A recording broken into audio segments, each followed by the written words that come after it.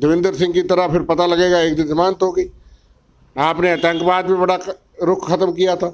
जो डीएसपी अपने कार में जिसके खिलाफ इल्ज़ाम है कि वो आतंकवादी लेकर के घूमता था, और दिल्ली 90 दिन का दिल्ली की पुलिस जो कि होम मिनिस्ट्री के अंडर आती है, उसका जवाब मांगता हूँ मैं भारतीय जनता पार्टी से कि क्यों उसके खिलाफ चालान पेश नहीं हुआ और उसको जमानत दिलवाएगी।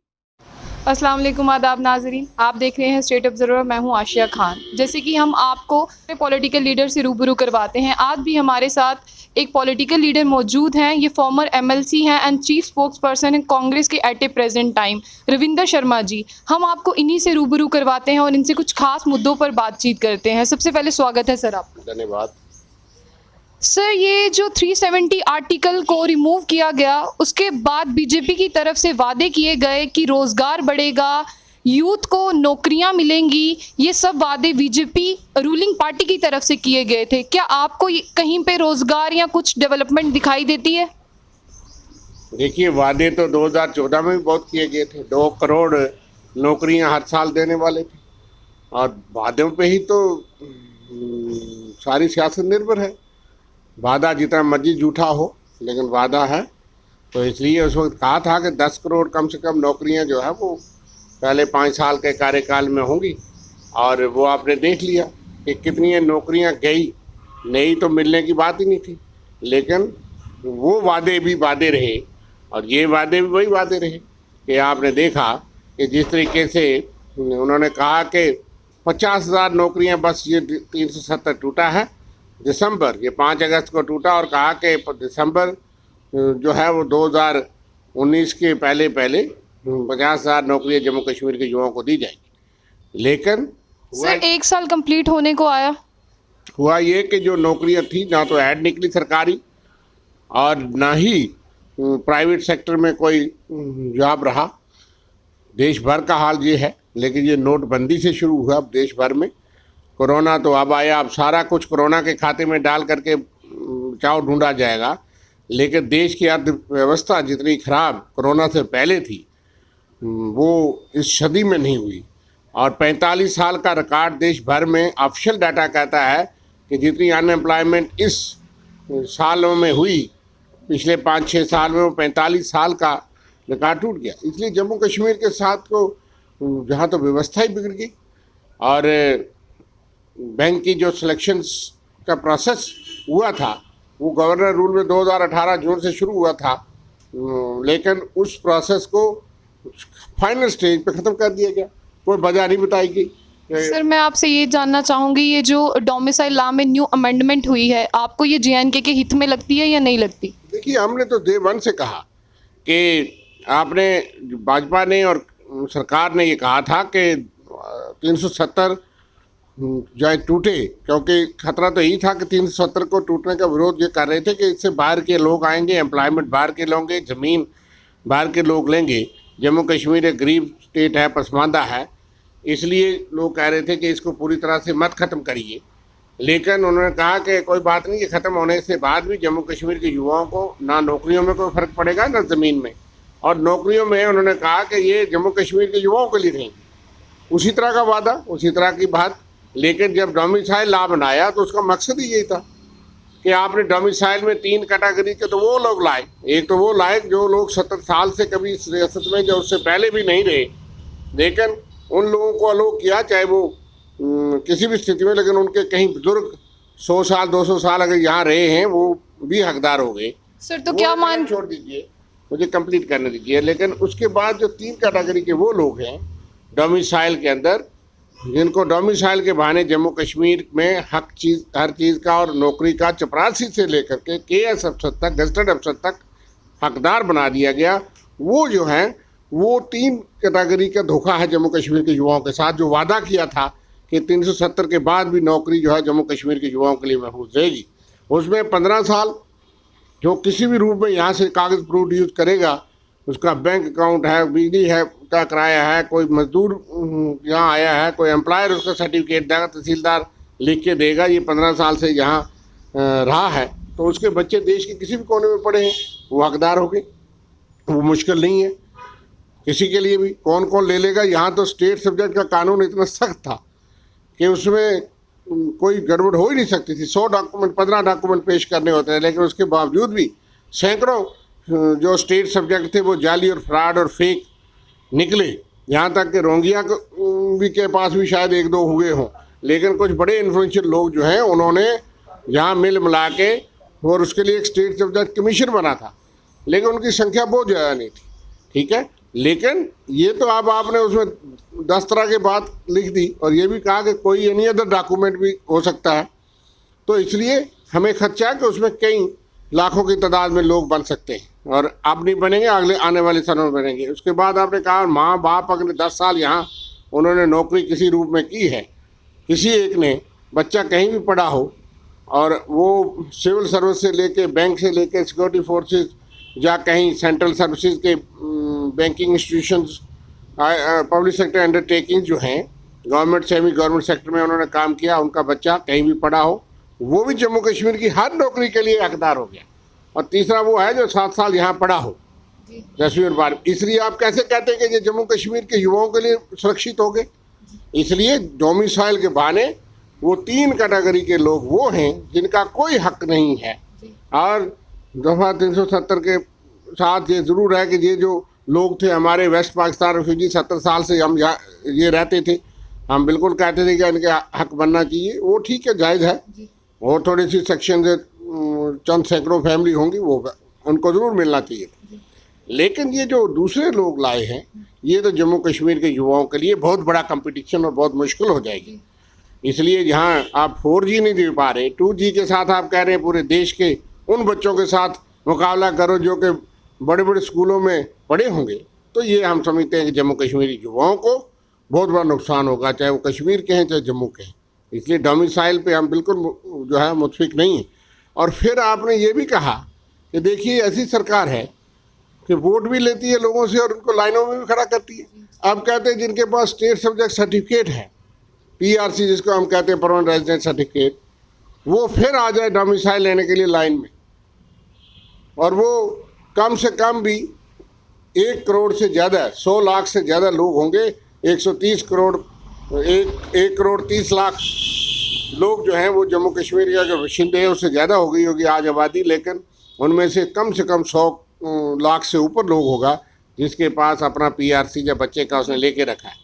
उसको फिर रेवेन्यू के पास जाना है, तहसीलदार के पास जाना है, कोई ना कोई कागज़ भी पेश करना है और फिर दोबारा सर्टिफिकेट हासिल करना। हमने कहा भाई स्टेट सब्जेक्ट सर्टिफिकेट को ही आप मान लो डोमिसाइल सर्टिफिकेट, लेकिन वो करने को तैयार नहीं, क्योंकि वोट लिए हैं और उनको लाइन में खड़ा करना है।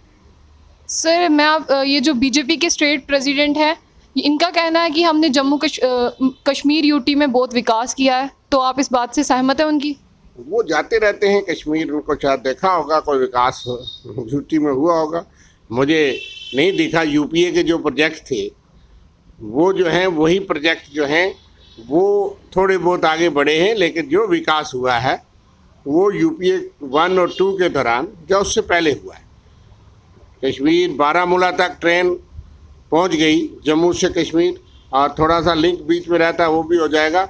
ये जितनी टनल्स बनी हैं, जितना लॉन्गेस्ट रेलवे ब्रिज है, ये सब UPA की देन है, कांग्रेस की देन है। जोजिला टनल जो सबसे मुश्किल है जिले करगिल को देना, वो सब कांग्रेस की देन है। आप कोई नया प्रोजेक्ट बताइए जो आपने बहुत बड़ा दिया। आपने कहा था एम्स जम्मू को दिया, तो बाद में तीसरे दिन निकल आया कश्मीर की लॉटरी, तो हमने कहा कश्मीर को दिया तो जम्मू को भी दो। जम्मू के सब लोगों ने एजिटेशन की, तो वो ना तो कश्मीर का एम्स कहीं नज़र आ रहा ना जम्मू का आ रहा है। हमने 2 सेंट्रल यूनिवर्सिटी दी। कांग्रेस जो है उसको सेंसिटिविटीज़ का पता था तीनों खित्तों की, और 2 सेंट्रल यूनिवर्सिटीज़, हालांकि देश के अंदर उस वक्त 16 ही सेंट्रल यूनिवर्सिटीज़, यहाँ 29 स्टेट है और UT साथ, लेकिन 16 ही सेंट्रल यूनिवर्सिटीज़ बननी थी, लेकिन जम्मू कश्मीर को 2 मिली। जितने जहाँ पे मेडिकल कॉलेजेस मिले वो UP और कांग्रेस गवर्नमेंट ने और गुलाम नबी आज़ाद साहब की हेल्थ मिनिस्ट्री में मिले। कैंसर इंस्टीट्यूट 2 मिले कश्मीर और जम्मू। तो तमाम चीज़ें कांग्रेस के टाइम वो हुई हैं। उन प्रोजेक्टों को अभी तक ये मुकम्मल नहीं कर सके 6 साल में, जो कांग्रेस ने दी थी वो अब आप देख रहे हैं। ये सुपर स्पेशलिटी हॉस्पिटल आप देख रहे हैं जम्मू में, कश्मीर में भी इस तरह हमने बिल्कुल चीज़ें बराबर दी हैं, किसी जगह कम नहीं है, लेकिन वो तो आपको पहुँचे नहीं। जो प्रोजेक्ट हमने शुरू किए थे चाहे वो आर्टिफिशियल लेक हो जम्मू का, 60 करोड़ रुपया खर्चने के बाद अभी आप उसके पुल ढूंढ रहे हैं। और जहाँ ब्यूटिफिकेशन के गंडोला प्रोजेक्ट यहाँ से पार बागे पौ की माता को लिंक करना था, 6 साल आपको भी हो गए, जो कमीशन है वो अभी नहीं हो सका। तो हवा में बातें तो भारतीय जनता पार्टी को करनी आती है, वो हवा से ही बातें करते हैं और वो सोचते हैं कि हम लोगों को जो मर्जी कहें, और बाद में धर्म की राजनीति, पाकिस्तान को गाली निकाल करके।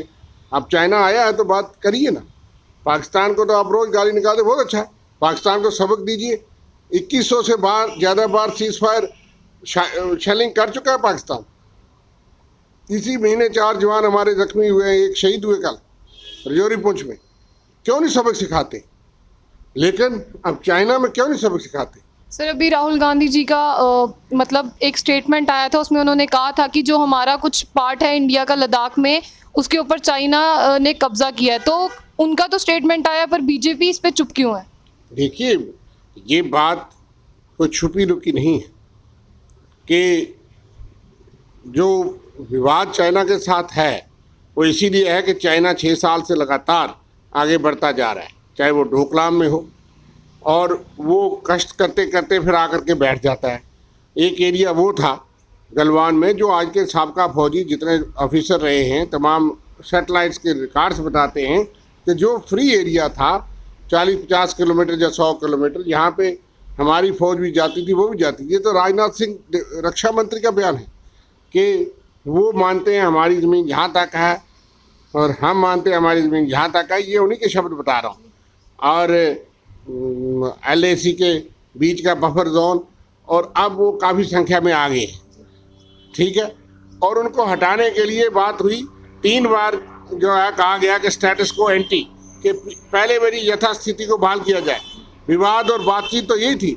फिर आपके जनरल लेवल की जो है कमांडर्स लेवल की मीटिंगें क्यों होती थी कि चाइना ने उल्लंघन किया था, और उल्लंघन करके तमाम इंटरनेशनल संधि का उल्लंघन करके वो जगह बैठ गई, क्योंकि हमारे पास जो कराकोरम जो वो लिंक है, जिससे जो रोड है, अगर उस पर वो अटैक कर सकता है, वही कहीं बंद कर देगा। तो मैं समझता हूँ इसलिए था कि वो वहाँ से पीछे जाए जहाँ उन्होंने कुछ चीज़ें नहीं बनाई थी। और वही बयान आपके विदेश मंत्री के भी थे, और यही बात हुई कि 2.5 से 3 किलोमीटर उन्होंने मान लिया हम पीछे हो जाएंगे, और उन्होंने कहा कि डिसएंगेजमेंट शुरू हो गई है, हम कामयाब हो गए, चाइना मान गया।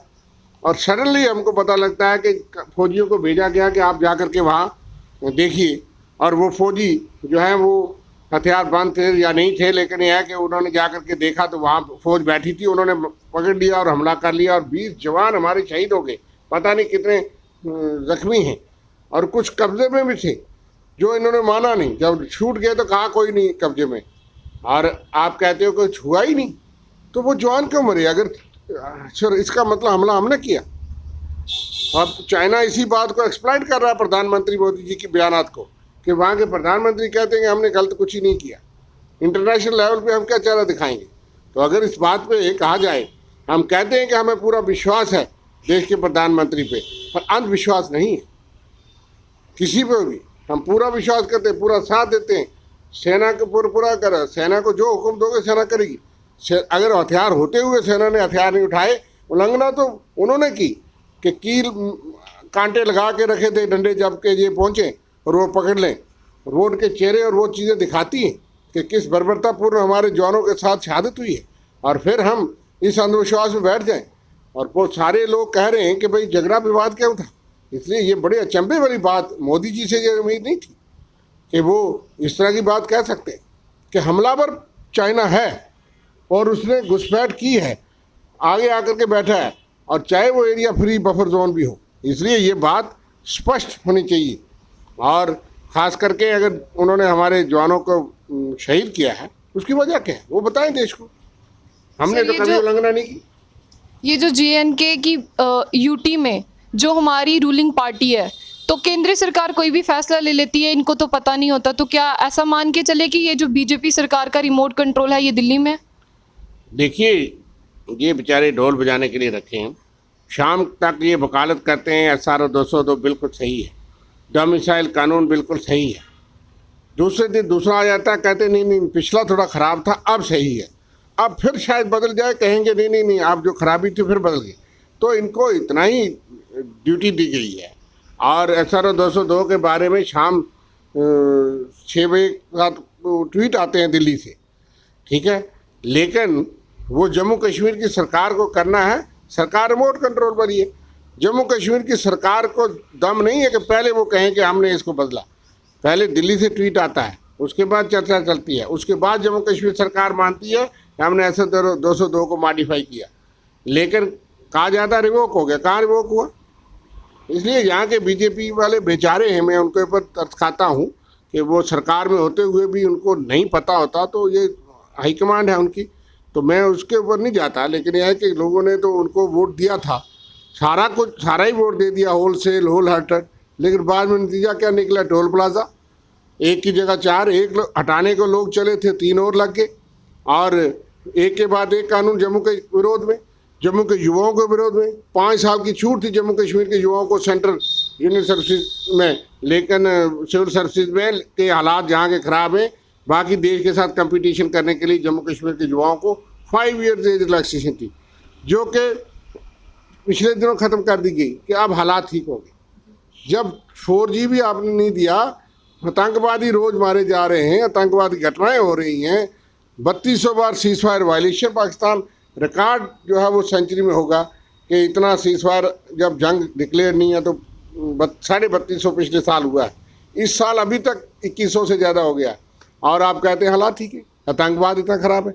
बच्चों ने कंपटीशन किया था वो ख़त्म हो गया, JK बैंक की सिलेक्शन ख़त्म हो जाती है, और उसके बाद ऐसा डोमिसाइल आ जाता है।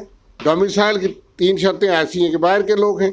SRO 202 में मॉडिफाई करके आपने कहा कि हम अगले जो लगे हैं उनको 5 साल नहीं 2 साल की ही इम्तिहान होगा, 2 साल तक उनको टेम्परेरी रखा जाएगा, लेकिन 2 साल तनख्वाह पूरी नहीं मिलेगी। वो क्यों? और जो पीछे लगे हैं उन्होंने क्या गुनाह किया था कि उनको 5 साल की नोशनल वो करेंगे, तनख्वाह नहीं। हमने कहा कि इसको टोटल विड्रा किया जाए, 2015 से जो लोग लगे उनको पूरी तनख्वाह दीजिए जो बकाया है, और आगे के लिए ये शर्त मत रखिए, प्रोबेशन पीरियड चाहे आप 2 साल रखिए, लेकिन उसमें सैलरी और ये नहीं होनी चाहिए। इसलिए ये बहुत ही गलत है। इसलिए भाजपा को छोड़िए, ये सिर्फ ढोल बजा सकते हैं, लेकिन जो बातें ये करते थे, ना इनका कोई दरख्वास्त मानता है ना चिट्ठी मानता है। और आज जो हालत है कि पेट्रोल 16 दिन से 7 दिन बढ़ता है, टैक्स पे टैक्स लगा जाता है। यहाँ पे जम्मू कश्मीर को शराब का अड्डा बनाना चाहते हैं कि नई शराब की दुकानें जो होल सेल खोलनी है, कि कोई गली मोहल्ला बचना नहीं चाहिए, ठीक है। और जिस तरीके के ये काम कर रहे हैं, ये मैं समझता हूँ कि जम्मू कश्मीर के लोगों को ये समझ आ रही है, लेकिन उनके पास रास्ता का विकल्प नहीं है, और किसी को बोलने की इजाज़त नहीं है, और किसी को इस कोरोना की वजह से भी लोग उसका प्रोटेस्ट नहीं कर पा रहे। होगा इसके बारे में। आज 30% किराया आपने बढ़ा दिया एकदम, वो बोझ कहाँ पड़ा? पेट्रोल डीजल का टैक्स तो सेंट्रल गवर्नमेंट और गवर्नमेंटें लेती है, और आप 30 रुपये 32 रुपये लीटर के हिसाब से कमा रहे हैं गवर्नमेंट्स, और बोझ जो है वो कंज्यूमर पे। बीच में से ट्रांसपोर्टर ने छोड़ डाला, 30% उनको भी दे दिया। अब यहाँ से बड़ी ब्राह्मणा जाने के लिए 19 रुपये लगेंगे गरीब आदमी को। गरीब आदमी ट्रांसपोर्ट में चलता है, उसकी क्या हालत है आज? इसलिए कौन सी बात है जो अवाम के हक में है? सर, टोल प्लाजास तो दिए जा रहे हैं पर 4G रिस्टोर नहीं किया जा रहा। देखिए, एक के बाद एक तोहफा जम्मू कश्मीर को है। जम्मू को ज़्यादा है। जम्मू सुबह पीसफुल है। आप सुप्रीम कोर्ट में लिख के देते हैं कि हालात बहुत गंभीर हैं, तो सुप्रीम कोर्ट कहता है अगर हालात इतने गंभीर हैं तो हम कैसे कह सकते हैं, जब गवर्नमेंट सारी ये कहेगी। लेकिन 4G पिछले 30 सालों से मिलिटेंसी है, और हर सरकार ने इस आतंकवाद का खात्मा किया है, कमर तोड़ी है। ऐसी पाबंदियाँ इतने लंबे अरसे तक नहीं लगी। लेकिन आपको 4G बंद करके जो है वो आपने ऑनलाइन क्लासेस भी चलानी है। आपको पता है बच्चों की क्या हालत है। आपको कोई रहम नहीं है गरीब के ऊपर। जिस मजदूर के पास जिसका बच्चे पढ़ते हैं, वो कहाँ से एंड्रॉयड फ़ोन लाएगा? यहाँ जम्मू में मेरे घर में यहाँ जो है वो फाइबर से के साथ नेट नहीं चलता, ठीक है।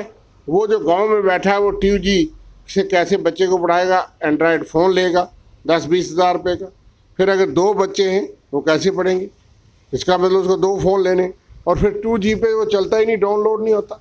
लेकिन आप कह रहे हैं कि ऑनलाइन क्लासेस चल रही हैं। दूर गांव में क्या हालत है, और आप उसलिए भी नहीं करते। जम्मू सूबे को भी आप 4G देने को तैयार नहीं हैं, पीसफुल एरियाज़ को भी आप 4G देने को तैयार नहीं हैं। उस तरह से रोज़ आप कहते हैं हालात काबू हो गए, हमने कमर तोड़ दी, बिल्कुल जो है हम सामान्य कर दिए। तो फिर आप एक कंट्राडिक्टरी बातें करते हैं। लोगों के साथ दावे आपके गलत हैं, लोगों के साथ आप जाति करते हैं। मैं ये कहूँगा कि ये नहीं है कि हम नहीं रेस्टोर कर सकते, लेकिन उनकी मंशा नहीं है, और इनको ये लगता है कि हम जो कार्रवाई कर रहे हैं, कानून बना रहे हैं, वो कई चीज़ें ऐसी हैं जो जन विरोधी और जो इनके वादों के ख़िलाफ़ हैं, उनका प्रोटेस्ट होगा। इसलिए 4G को बंद रख के ये चीज़ें करना चाहते हैं। सर, भाजपा का स्लोगन है सबका साथ सबका विकास, तो ये आपको कहाँ तक जस्टिफाई करते हैं आप इस स्टेटमेंट को? देखिए, कहीं ग्राउंड पे तो दिखा नहीं, स्लोगन तो बहुत अच्छे हैं। स्लोगन तो मेरे ख्याल उनका एक फुल फ्लाई डिपार्टमेंट है जो दिल्ली में पिछले स्लोगन को साफ़ करता जाता है, क्लीन बोर्ड करना चाहता है उसको, जैसे डस्टर से साफ़ करते थे ना। तो वो वादे जो पिछले हैं आपको याद हैं, इतने स्लोगन दिए हैं 6 साल के अंदर, इतनी स्कीमों का नाम दिया है कि वो अगर खुद भी आप भाजपा के अध्यक्ष को पूछेंगे उनको याद नहीं होगा। याद होगा तो याद दिलाना नहीं चाहते, अगर आप दिला देंगे तो फिर उनको मुश्किल होगी, क्योंकि उन्होंने सत्ता में आने के लिए तो कहा कि सीना नहीं है कांग्रेस के पास, मनमोहन सिंह का कलेजा नहीं है। वो वीडियो है, राजनाथ जी जो सबसे सभ्य बोलते हैं, चाहे वो भारतीय जनता पार्टी के नेता हैं, लेकिन उनमें से भी कुछ नेता ऐसे हैं जिनकी शैली बहुत अच्छी है, चाहे हम कई जगहों पे से असहमत होंगे। लेकिन प्याज और आलू का रेट बढ़ता था तो ये माला लगा के स्मृति ईरानी जी, एक मरूम नेता हैं उनकी, वो प्रोटेस्ट करती थी। ओपोजिशन का काम है, अधिकार है प्रोटेस्ट करना, हर चीज़ पे विरोध करना। लेकिन वो महंगाई याद आती थी। आज जो है महंगाई चरम सीमा पे है, आज अनएम्प्लॉयमेंट चरम सीमा पे है, आज पेट्रोल और डीजल के दाम चरम सीमा पे हैं, जो कि यूपीए के टाइम, मनमोहन जी के टाइम विदेशों से तेल इतना महंगा आता था, लेकिन यहाँ पे सब्सिडाइज करके सस्ता रखा जाता था। आज इतना सस्ता है जो इंटरनेशनल लेवल पे कई वजहों से कि आप इतना महंगा दे रहे हैं।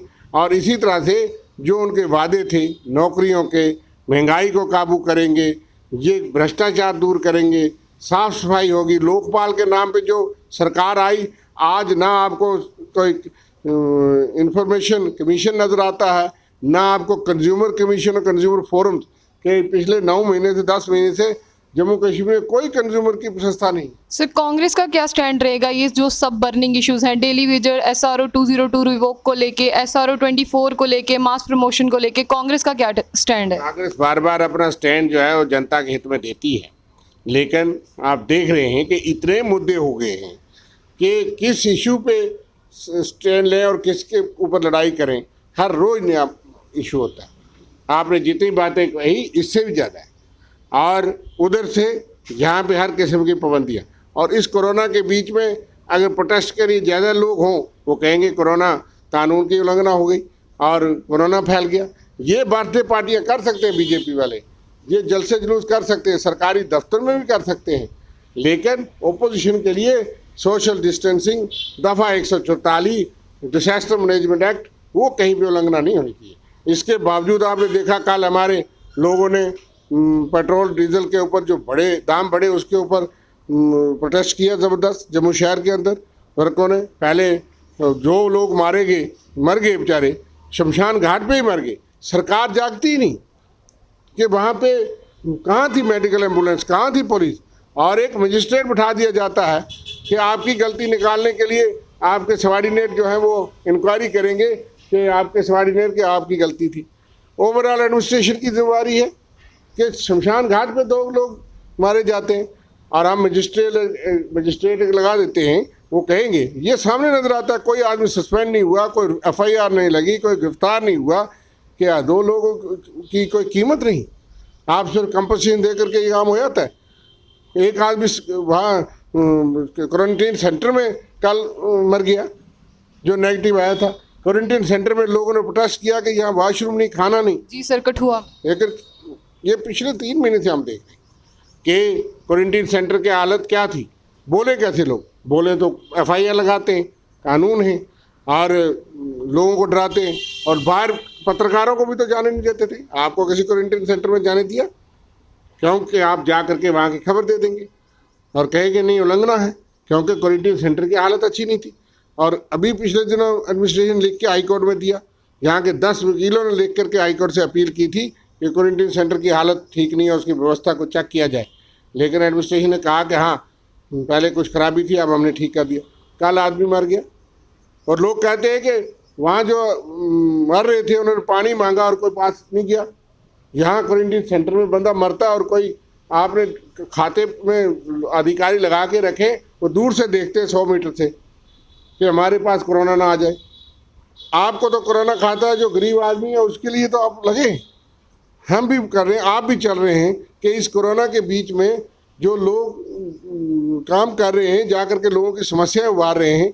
लेकिन हमारी सरकार का काम तो ये था कि इन चीज़ों को, व्यवस्थाओं को ठीक करते। लेकिन आप एक मजिस्ट्रेट इंक्वायरी करेंगे और फिर कब होगा? देवेंद्र सिंह की तरह फिर पता लगेगा एक दिन जमानत हो गई। आपने आतंकवाद में बड़ा रुख ख़त्म किया था। जो DSP अपने कार में जिसके खिलाफ इल्ज़ाम है कि वो आतंकवादी लेकर के घूमता था, और दिल्ली 90 दिन का दिल्ली की पुलिस जो कि होम मिनिस्ट्री के अंडर आती है, उसका जवाब मांगता हूँ मैं भारतीय जनता पार्टी से कि क्यों उसके खिलाफ चलान पेश नहीं हुआ और उसको ज़मानत दिलवाई गई? क्या ये मिली भगत थी? क्या वो एक्शन हुआ? कि आरोप अगर हैं तो चलान तो पेश होता, उसकी ज़मानत नहीं होती। लेकिन इसी तरह से एक एक केस करके लोगों की ज़मानत होती जाती हैं, और वो जो खूंखार लोग अंदर होते हैं वो कानून के शिकंजे से फिर आप अदालतों को दोष देते हैं। कानून में लिखा है अगर चलान पेश नहीं होगा, 90 दिन का टाइम होता है।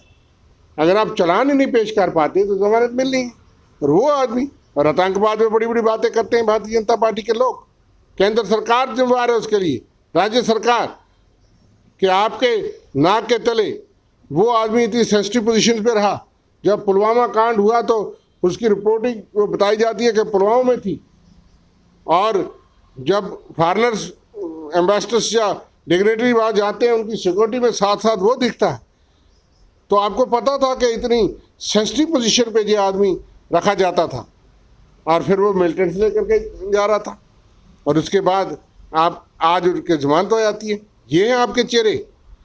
इसलिए मैं ये पूछना चाहता हूँ कि आज भी हम पूछना चाहेंगे कि आपने जो तमाम वादे किए थे जम्मू कश्मीर के साथ, आप एक एक करके जम्मू कश्मीर के युवाओं, अब JK बैंक की वो सिलेक्शन मैंने पढ़ा कि हाई कोर्ट ने रोक लगा दी, क्योंकि जो पिछले बच्चे हैं जिन्होंने क्वालिफाई किया उन्होंने केस किया है, और उसके बाद वो भी सिलेक्शन रुक जाएगी, वो प्रोसेस नहीं चलेगा। क्लास 4th में मैंने सुना है कि लोगों ने अदालत में, जो पिछले लोग जिन्होंने 2-2 बार इंटरव्यू दिए उन्हीं पोस्ट में, उन्होंने कहा जी हमारी क्या कसूर है। उसमें भी कहा उन्होंने कि लिस्ट निकालो।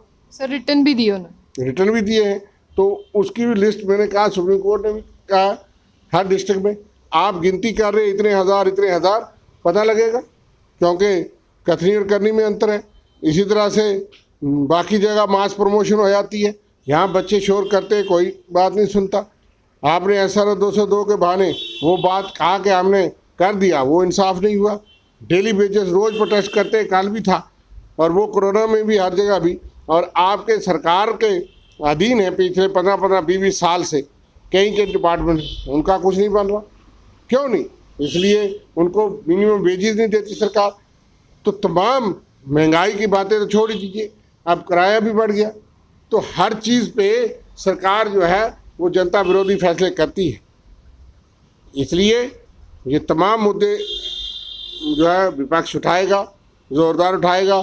सिर्फ हम देख रहे हैं कि इस कोरोना की महामारी में कहीं पे कोई उल्लंघना न हो। हालांकि उल्लंघना भारतीय जनता पार्टी की तरफ से धड़ल्ले से हो रही है, उद्घाटन भी हो रहे हैं, और वो भी समझ नहीं आता कि किस मर्यादा, किस ट्रेडिशन और किस कानून के तहत हो रहे। एक्स तो हम ही है। जो प्रोजेक्ट हमने पैसा दिया था वो हमारे रिटायर होने के 3 दिन के बाद जो है वो काम शुरू होता है, हमने नहीं उद्घाटन किए, हमने नहीं वहाँ रिबन काटे। तो आप किस कानून के साथ काटते हैं? जब आपने पैसा सरकार का दे दिया, दूसरी सरकार आई नहीं आई, ऑफिसर हैं, वो काम शुरू होगा। लेकिन 3-3 साल के बाद भी BJP एक्स मंत्री और एक्स MLA और एक्स MLC वो जाकर के वहाँ उद्घाटन करते हैं। ये किस कानून के तहत है? चाहे अगर लोगों को पता है तो लोग आपको वोट देंगे, लेकिन आपने धज्जियाँ उड़ा दी तमाम मर्यादाओं की, और लेफ्टिनेंट गवर्नर, चीफ सेक्रेटरी और एडमिनिस्ट्रेशन तमाशा देखती है कि भाई ये किस मर्यादा के, आपकी सरकार है, इस वक्त ये बंद करिए। तो मगर उनके लिए कानून अलग, जो सरकारी पार्टियां उनके लिए कानून अलग, और जो लोगों की आवाज़ उठाएं वो उनके लिए अलग। लेकिन इस वक्त चूँकि कोरोना है, जितने मर्जी सख्त कानून बनाएं, हम जेलों में जाने के लिए भी तैयार हैं, हम जेल भरो आंदोलन करेंगे। लेकिन सिर्फ ये है कि इस वक्त चूँकि लोग कोरोना में नहीं चाहते कि कोई ऐसा काम हो जिससे कहीं लोगों को संकट बढ़े, इसलिए हम लिमिटेड ढंग से अपने हर चीज़ पे, हर मुद्दे पे प्रोटेस्ट कर रहे हैं और करेंगे। और दूसरी बात कि कोरोना में भी चुनौती जो है बढ़ती जा रही है। 15,000 केस पर डे का देश भर में हो रहा है, जम्मू कश्मीर पीछे नहीं है। व्यवस्थाओं की कमी पड़ जाएगी, 4.5 लाख 4.25 लाख केस हो गया। इसलिए हम लोगों से भी ये अपील करेंगे और सरकार से भी करेंगे कि अपनी व्यवस्थाओं को बढ़ाया जाए, और क्योंकि चुनौती बढ़ती जा रही है और ये रुकने वाला नहीं है। लोगों को शुरू में ज़्यादा डर लगा, सरकार ने लॉकडाउन किया, जब पीक पे आया तो लॉकडाउन खुल गया। तो इसलिए नज़र आता है कि काफ़ी खतरे हैं, और ख़ास करके बच्चों के बारे में ध्यान रखा जाए, स्कूलों के बारे में रखा जाए। विपक्ष पूरी तरह से सजग है, हम अपनी जिम्मेदारी पे तैयार हैं, हम अपने निर्वाह करना चाहते हैं और कर रहे हैं जिस तरीके से, जिस हालात के पस मंज़र। लेकिन इस वक्त चूँकि बारूनी चुनौतियाँ भी हैं, और इसलिए हम सरकार और सेना के साथ खड़े हैं कि थोड़ा सा उस चीज़ का भी ध्यान रख करके जो देश के अंदर जो हालात बढ़ी है उन चीज़ों के मुद्दे उभार रहे हैं, जम्मू कश्मीर के अंदर जो है उनको उभार रहे हैं। लेकिन पहले बारूनी ताकतों से निपटने के लिए हम एकजुट हैं, उस पर खड़े हैं। कोरोना के साथ संकट में एक साथ हैं, उस पर खड़े हैं। लेकिन जो लोगों के साथ जाती हो रही है उसके लिए हम ज़ोरदार प्रदर्शन करेंगे और हर आंदोलन करेंगे। जी शुक्रिया सर हमें वक्त देने के लिए। ये थे हमारे साथ चीफ स्पोक्स पर्सन कांग्रेस के रविंदर शर्मा जी। हमने इनसे खास बातचीत की, जो जम्मू में चल रहे इश्यूज़ थे उनको लेकर। ये हमारी जो पब्लिक है ये सब जानती है, इसने सब कुछ सुना है। अब फैसला हमारी पब्लिक को करना है कि वो इस बार किसे वोट देगी और किसे नहीं देगी। ऐसे ही और भी अपडेट्स के लिए जुड़े रहिए स्टेट ऑब्जर्वर के साथ।